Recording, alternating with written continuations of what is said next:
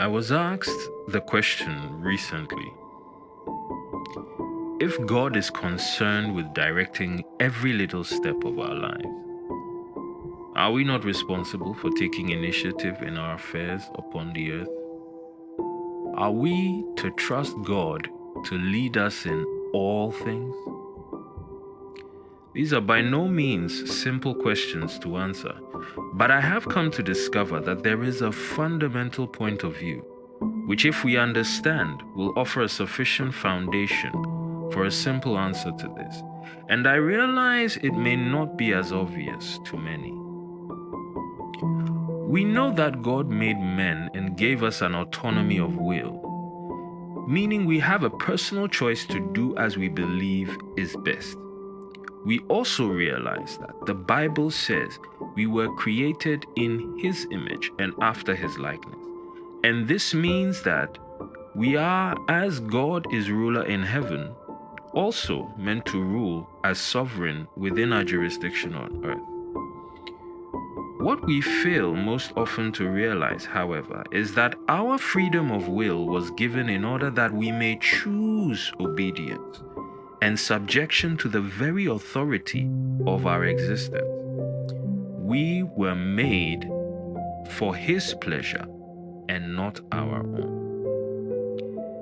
It means, therefore, that our autonomy of will was given that we may choose and mold our will to become His own, bringing us into perfect alignment with Him, so much so that our choices and ultimate desires would mirror His exactly in all things, making us a seamless continuation of God's kingdom on earth.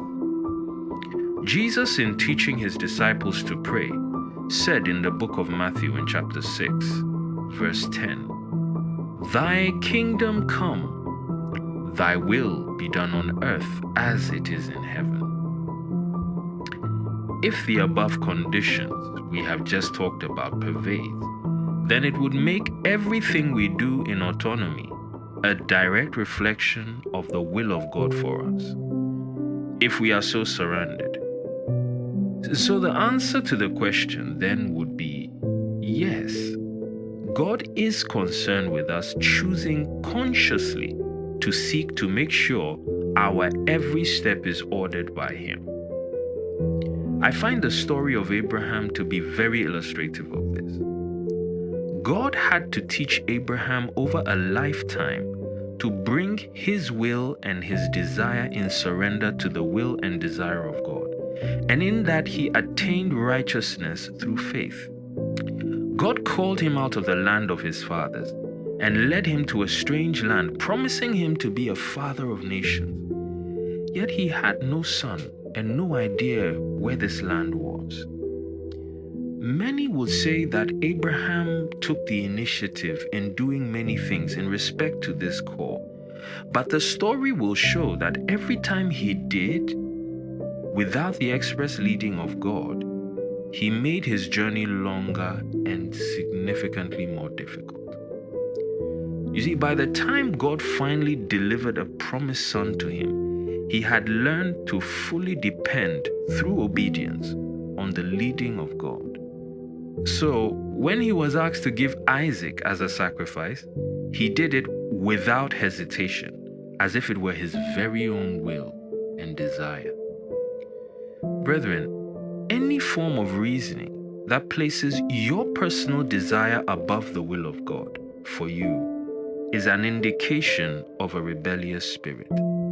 The moment you go out of your way to do something outside of the will of God, thinking that you must take initiative for an action or a general request from God, what you are doing is placing your will and your desire before God's.